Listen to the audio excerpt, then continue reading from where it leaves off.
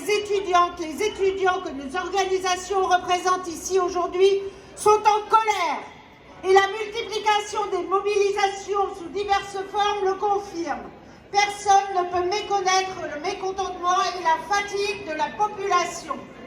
Le projet de budget présenté le 15 juillet par le Premier ministre Bayrou ont été immédiatement et unanimement condamnés par nos organisations, par les citoyennes et les citoyens. Dès le 10 septembre, ces dernières et ces derniers se sont mobilisés pour exprimer leur ras-le-bol de la politique antisociale. Le monde syndical s'est joint à ce mouvement lors de manifestations qui ont réuni plusieurs milliers de personnes dans le Finistère. En effet, les différentes mesures budgétaires avancées sont une brutalité sans précédent. Le gouvernement a choisi encore une fois de faire payer les travailleuses et travailleurs, les précaires, les retraités, les malades et la jeunesse. Ce qui creuse la dette, ce sont surtout les baisses d'impôts pour les riches et les 211 milliards d'aides publiques captées par les plus grandes entreprises. Ce projet n'est pas un budget, c'est un véritable musée des horreurs. Les inégalités explosent, les conséquences du changement climatique se multiplient et ont des impacts directs sur les travailleuses et travailleurs.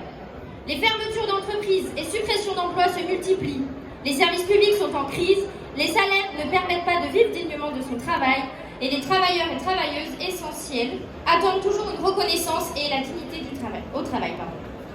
Plus que jamais, le partage des richesses, la revalorisation des salaires, le partage du temps de travail et l'égalité femmes-hommes sont indispensables.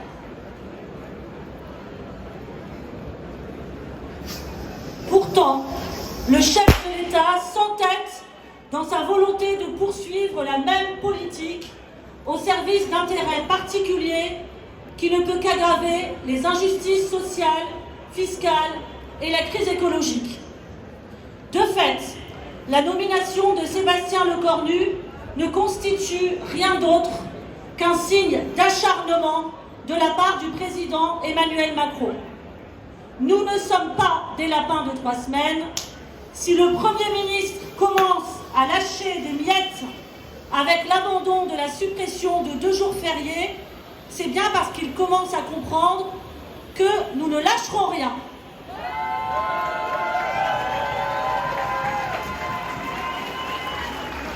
Pendant ce temps, le FLRN se frotte les mains, mais nous ne sommes pas dupes face à son discours qui voudrait s'approprier la colère populaire pour essayer d'augmenter son capital électoral.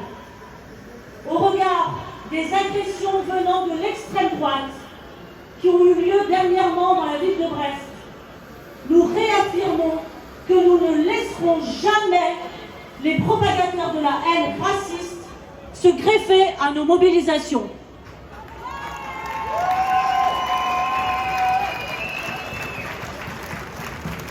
Il n'y aura jamais d'unité d'action avec ceux qui divisent les travailleuses et les travailleurs pour permettre au patronat de dormir sur ses 2 oreilles.